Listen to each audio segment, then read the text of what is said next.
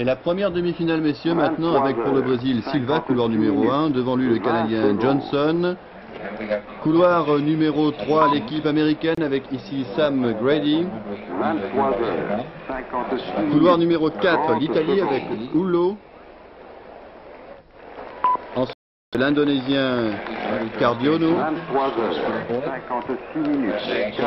Le Ghana, le Sénégal, pardon.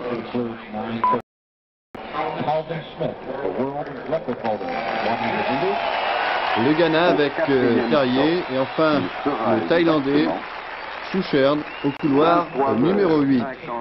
À suivre bien sûr le couloir numéro 3, les Américains avec pour dernier relayeur Carl Lewis.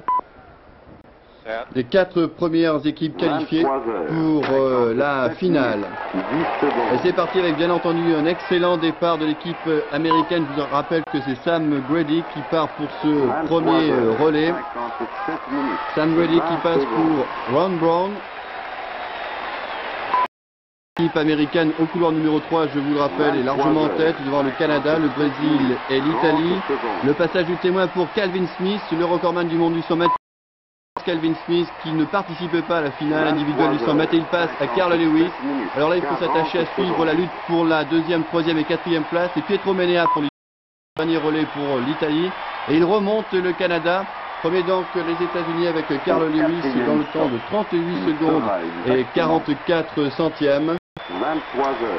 Deuxième l'équipe d'Italie avec 39 secondes 32. Troisième le Canada et quatrième. Vous voyez que la différence est déjà faite lorsque Carl Lewis s'empare du témoin. Et regardez Pietro Menea, il surveille les représentants du Canada et du Brésil, en l'occurrence Inns et Correa. Et finalement, il prend la 2e place pour l'Italie devant le Canada et le Brésil qui sont qualifiés avec les États-Unis.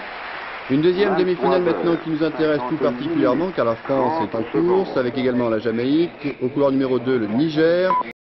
Numéro 3, Antigua. Et Daley Thompson, le champion olympique du décathlon, est le premier relayeur britannique. Couloir numéro 2, la RFA.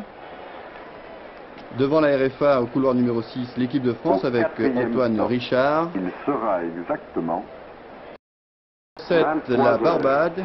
Et enfin, couloir numéro 8, le Qatar. Je vous donne la composition de l'équipe de France, une équipe dont on attend les 4 x 100 mètres, messieurs, avec donc Antoine Richard, Jean-Jacques Bousmar, finaliste sur 200 mètres, Marc Gasparoni et Bruno Marie-Rose. C'est l'équipe de France au couloir numéro 6. Pour se qualifier, là aussi, il faut terminer dans les 4 premiers. 20 secondes.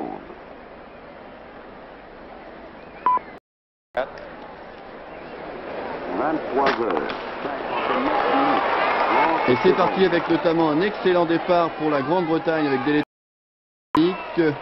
le Français Antoine Richard passe le relais à Jean-Jacques Bousmar. Vous les suivez donc au couloir numéro 6 en bleu, alors que la Bretagne et la Jamaïque sont bien partis. 3e relais, Bousmar pour Marc Gasperoni et on perd un peu de temps là dans le passage de témoin. Dernier relais entre Gasparoni et Bruno Marie-Rose, voilà qui s'empare du témoin. Pour l'instant l'équipe de France ne figure pas dans les 4 premiers. Marie-Rose est à la lutte pour la 4e place avec Chidi Imoue de justesse. Il prend cette 4e place qualificative, c'est juste. Premier donc la Jamaïque alors que l'on revoit cette course dans le temps de 38 secondes 67 centièmes. Deuxième la Grande-Bretagne, 38-68. Troisième la RFA et donc 4e la France de justesse. On peut revoir ces passages de témoins un peu flottants. Ce n'était pas très net, surtout le passage de témoin entre Bousmar et Marc Gasparoni que l'on va revoir là. Un petit temps d'arrêt du côté des Français. Il faudra revoir tout ça pour la finale que vous pourrez suivre tout à l'heure donc sur Antenne 2, notre compagnie.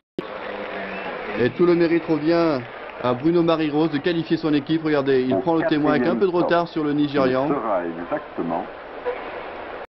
Et il revient, là il va prendre en point de mire le concurrent de la République fédérale allemande. Donc premier la Jamaïque, 2e la Grande-Bretagne, 3e RFA et 4e de justesse l'équipe de France dans le temps de 38-91.